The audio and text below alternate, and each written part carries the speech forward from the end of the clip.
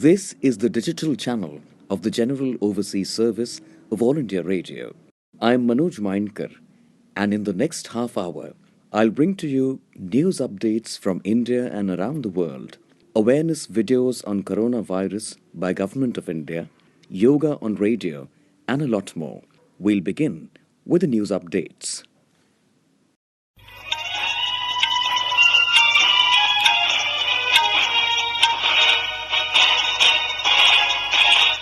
This is the General Overseas Service of All India Radio. The news read by Maria Albina Michael. Formula One will finally get underway with back-to-back races at the Austrian Grand Prix in July as part of an 8-race European swing. The Red Bull Ring in Spielberg will host races on 5th and 12th July, governing body of F1A said in a statement on Tuesday. Over the past 2 months, Formula One has been working closely with all partners, authorities, the F1A and the 10 teams to create a revised calendar that will allow a return to racing in a way that is safe, the F1A said. It is currently expected that the opening races will be closed events. The United Nations on Tuesday called on countries to raise at least $2.4 billion for Yemen, where more than 5 years of war have pushed the country's healthcare system to a state of collapse with little capacity to test or treat those infected by the coronavirus. Saudi Arabia, which co-hosted the UN pledging event, has vowed to pay $500 million in aid for Yemen this year, $300 million of which will be funneled to the UN and related aid agencies. In his remarks at the virtual pledging event, UN Secretary-General Antonio Guterres stressed that ending the war is the only way to address the humanitarian crisis in Yemen. Guterres said death rates from the COVID-19 virus in the southern city of Aden alone are among the highest in the world. 2 people have been killed during unrest in the Chicago suburb of Cicero as protests continued over the death of George Floyd, according to a town official. Spokesman Ray Hanania says 60 people were arrested in the town of about 84,000 located west of Chicago. Hanania didn't provide additional information about those killed or the circumstances of their deaths. Meanwhile, an officer was shot in the area of the Las Vegas Strip, and an officer was involved in a shooting in the downtown area, according to Las Vegas Metropolitan Police Department. South Korea's foreign ministry says it has so far confirmed 79 cases of property damage at stores run by Korean Americans amid U.S. protests over the death of George Floyd. The ministry, which held a teleconferencing meeting with diplomats based in the United States to review the demonstrations' impact on Korean Americans and South Korean citizens, said on Tuesday it has yet to confirm any injuries or deaths. The ministry says 50 cases of property damage were reported from Philadelphia, 10 from Minneapolis, 5 from Raleigh, and 4 from Atlanta.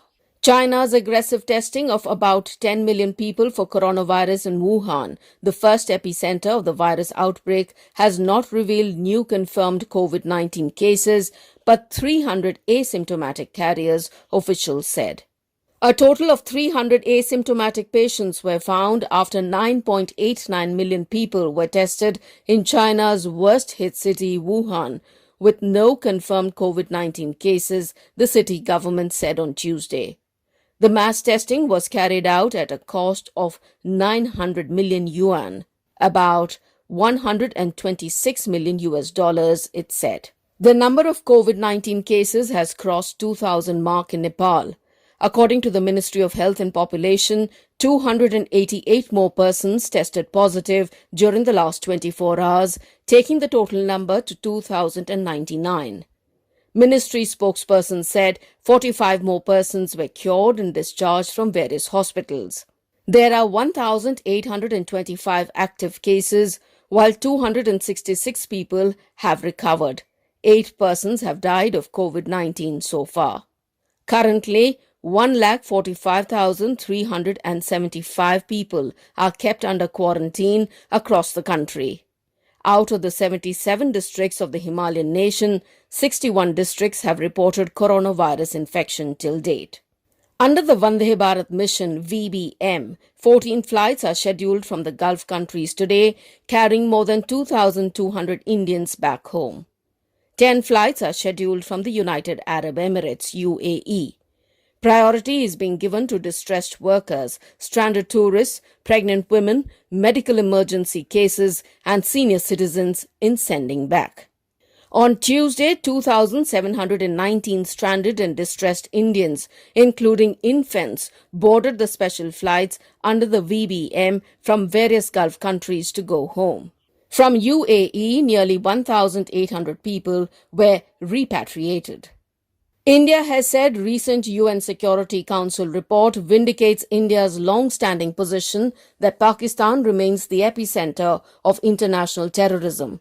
External Affairs Ministry spokesperson Anurag Srivastav said this in response to media queries regarding the report submitted by the UN Security Council's Analytical Support and Sanctions Monitoring Team concerning individuals and entities constituting a threat to the peace, stability, and security of Afghanistan. He said India notes with serious concern the reference in the report to the continued presence of the senior leadership of the UN-designated terrorist organization Al-Qaeda and its affiliates in Afghanistan. Mr. Srivastav said Pakistan has failed in fulfilling its international obligations to put an end to support to terrorism emanating from territories under its control.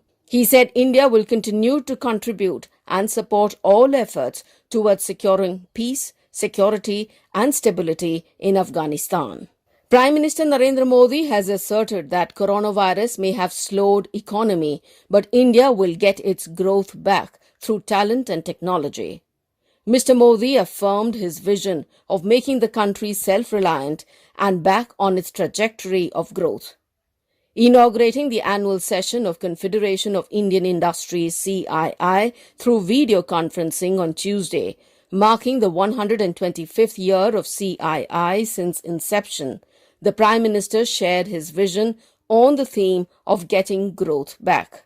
In his first major address to the industry members since first phase of nationwide unlock of greater economic activities, Prime Minister reiterated government's commitment to save lives and also to stabilize economy of the country. Stressing on the country's capabilities and crisis management strategy, availability of talent and technology, he assured that India will be soon back on its path of healthy economy. Prime Minister Narendra Modi had a telephonic conversation with United States President Donald Trump. They discussed US presidency of G7, the COVID-19 pandemic, and many other issues. President Trump expressed his desire to include India in the ambit of Group of Seven and invited Prime Minister Narendra Modi to attend the next G7 summit to be held in USA. Prime Minister Modi commended President Trump for his creative and far-sighted approach, acknowledging the fact that such an expanded forum would be in keeping with the emerging realities of the post-COVID world. And that is the end of the news bulletin.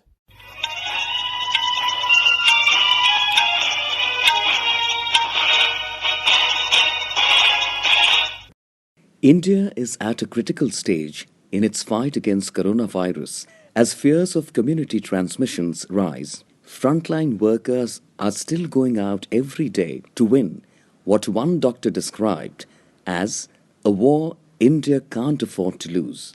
In this section, we bring to you the best of advices from doctors all over India talking about various aspects of coronavirus. Here is one such doctor talking to you. Hello everybody, I am Dr. K.K. Agarwal, President Heart Care Foundation of India and Confederation of Medical Association of Asia and Oceania. We know Corona is not going to go. We know Corona is going to stay with us. And when we know that, why live in a fear? We must take precautions, live with it, yet prevent ourselves from getting it. And even if we get it, we need to prevent ourselves from getting any mortality. Lockdown is getting over.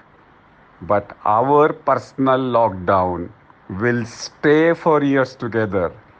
What is this personal lockdown? That I must maintain social distancing.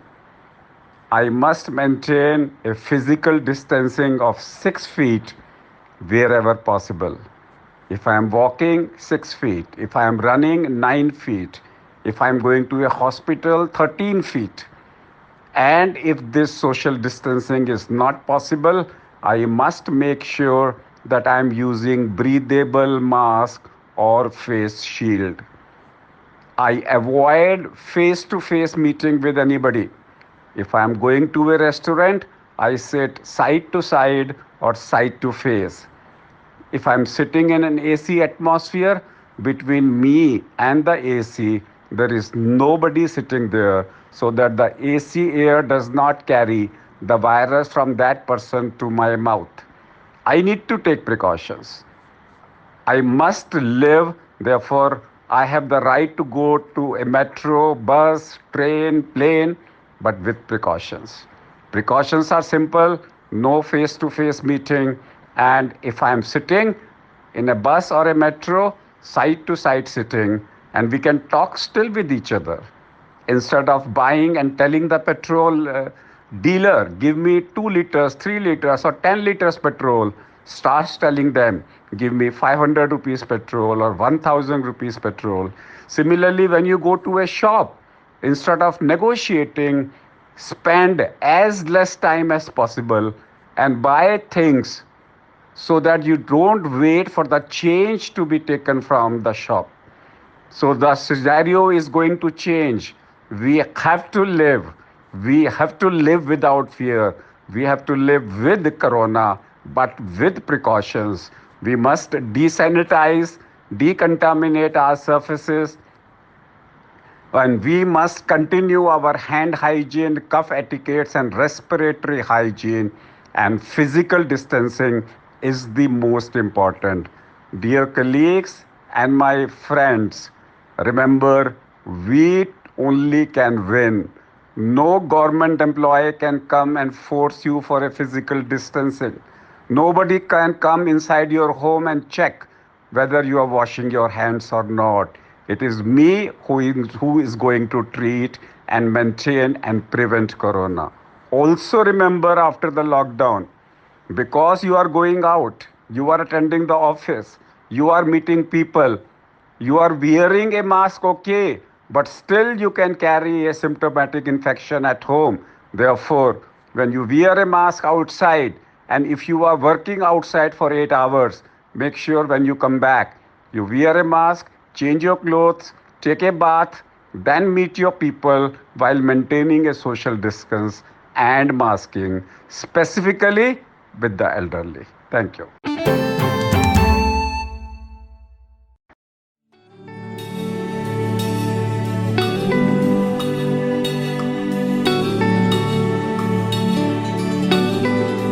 India is home to several UNESCO World Heritage Sites, ranging from natural wonders to architectural marvels. While some are keepers of the magnificence of history, others are a safe and lush haven for biodiversity to flourish. In our program India Eternal, we will take you for a virtual tour of these incredible sites. Let us know more about the history, the architecture, and the importance of these World Heritage Sites situated in India.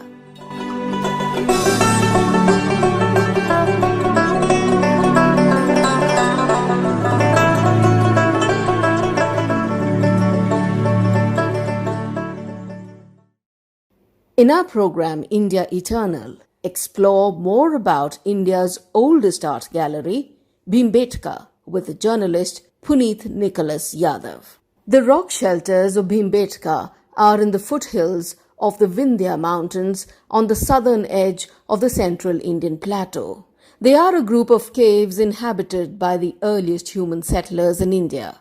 Declared a UNESCO World Heritage Site, these rocks are famous for the numerous paintings in them from as early as 30,000 years ago.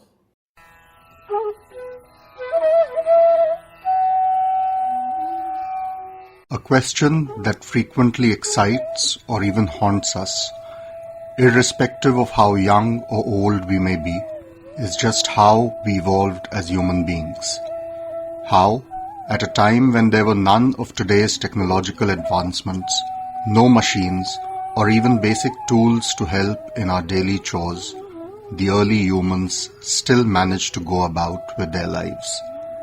History books and school teachers in all of our early lives have told us about how man evolved.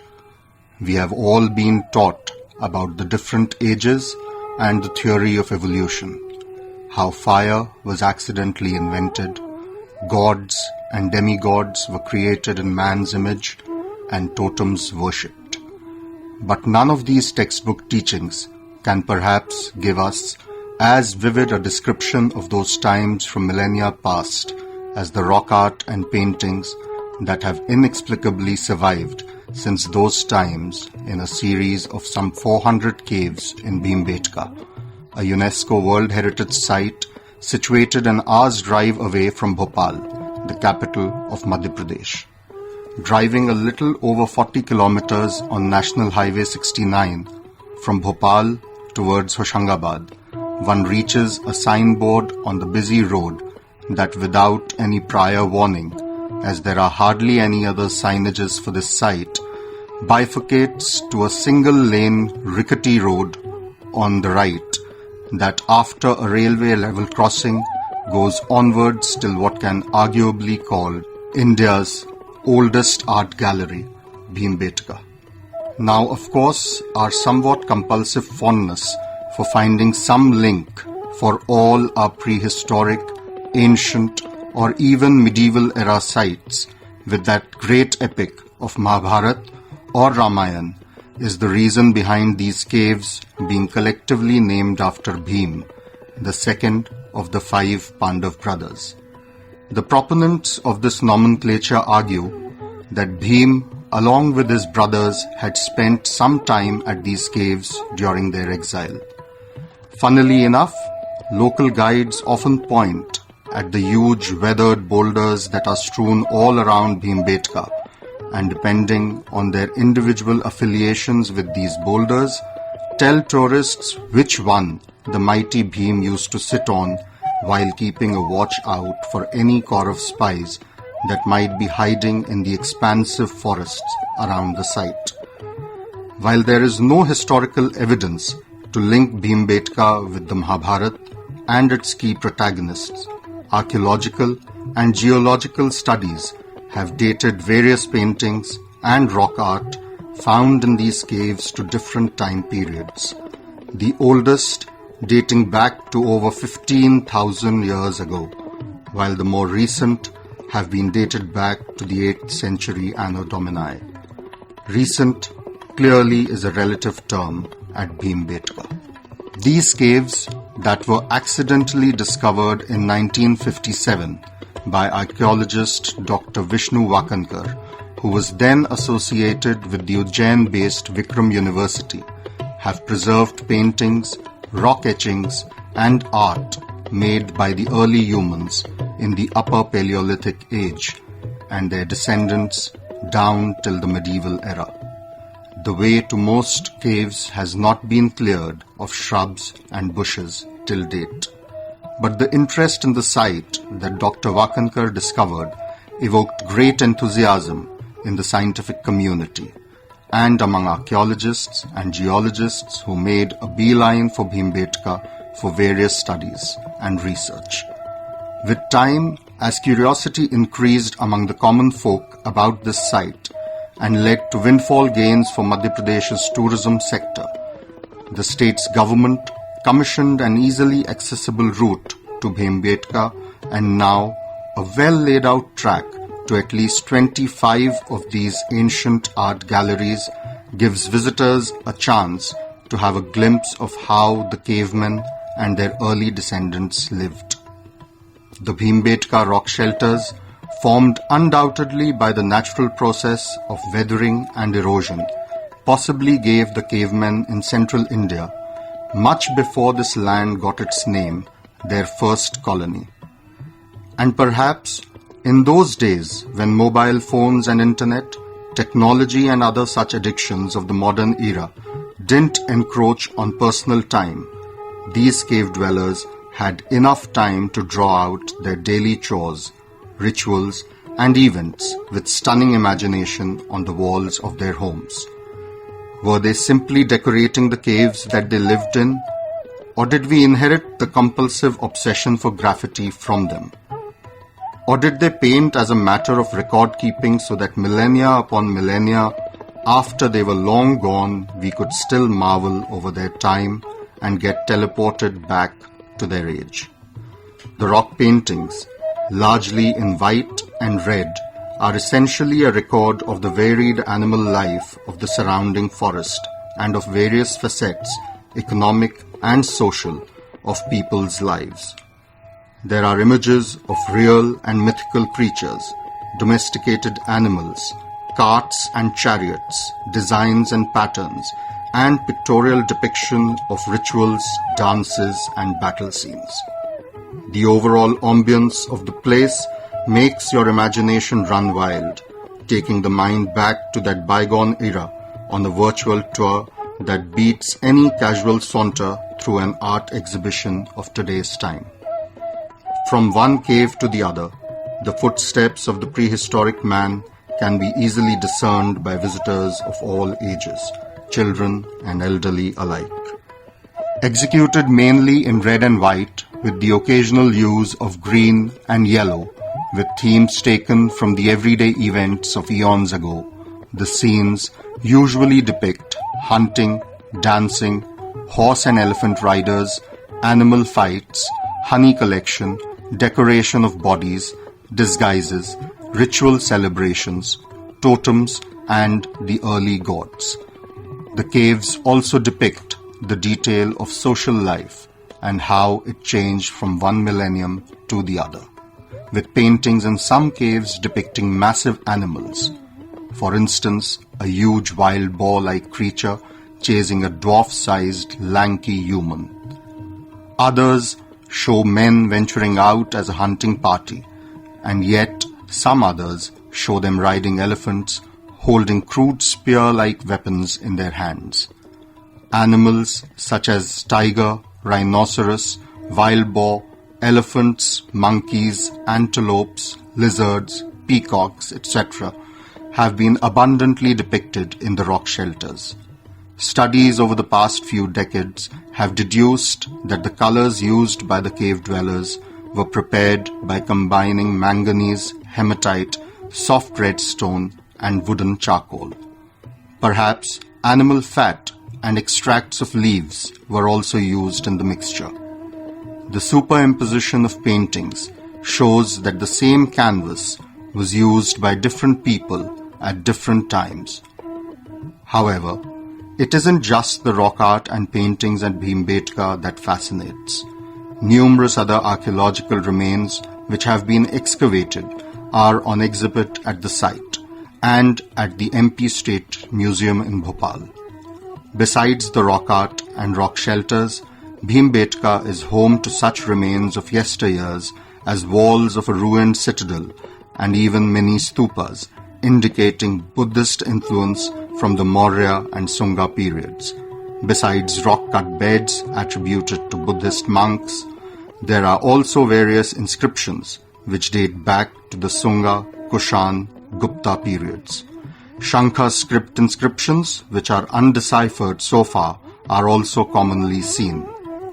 Perhaps the most significant of all discoveries from this site have been those of a large number of stone tools found during the course of excavations carried out over the years. These tools, much like the rock art here, also give an insight into the progressive changes that the prehistoric man was undergoing. As man began hunting for food, his apparatus for this task changed from crude, unworked ones to more technical ones, catering to a variety of his needs which continued to transform from one age to the other into more specific requirements. Overall, Bhimbetka caves, with their art treasure, serve as an invaluable chronicle in the history of man. And you, dear listener, are in luck, because these caves are best visited in the monsoon, when the mixed deciduous forest all around the caves takes a lush green hue, while the caves, washed under the rain, give stunning prominence to the paintings. So hurry up and pay a visit, soon.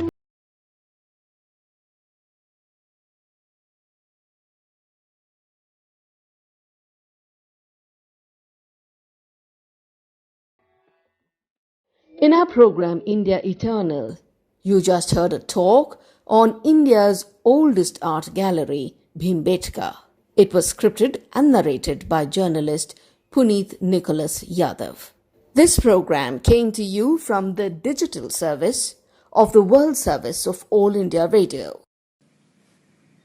If the current COVID-19 outbreak has got you feeling stressed out and anxious, then a calming yoga flow can definitely help. We care for your well-being, and therefore, we bring for our listeners Yoga on Radio. Practice some easy asanas with Yogacharya Surakshit Goswami and keep yourself healthy and rejuvenated.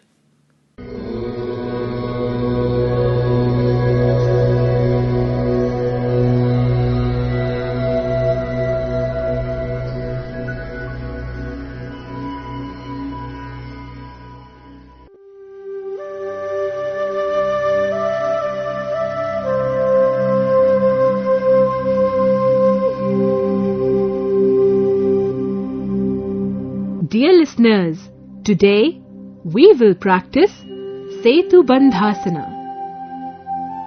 Setu Bandh or bridge pose gets its name from the Sanskrit words Setu, which means bridge, Bandha, which means lock, and Asana, which means pose. This pose resembles the structure of a bridge, and therefore it is named as such. This pose stretches your back, neck and chest and relaxes your body. It is an excellent asana to keep diabetes under control. Doing Setu Bandhasana regularly boosts the functioning of the thyroid gland and keeps the lungs and heart healthy. The asana also strengthens the back muscles, knees, legs, neck and chest, relaxes the whole body, reduces stress, calms the brain and reduces anxiety. The asana is good for pregnant women. Besides improving digestion, the asana also cures back pain and insomnia. Setu Bandhasana maintains normal blood pressure and improves blood circulation. Precaution: avoid Setu Bandhasana if you are suffering from pain or cervical spondylitis.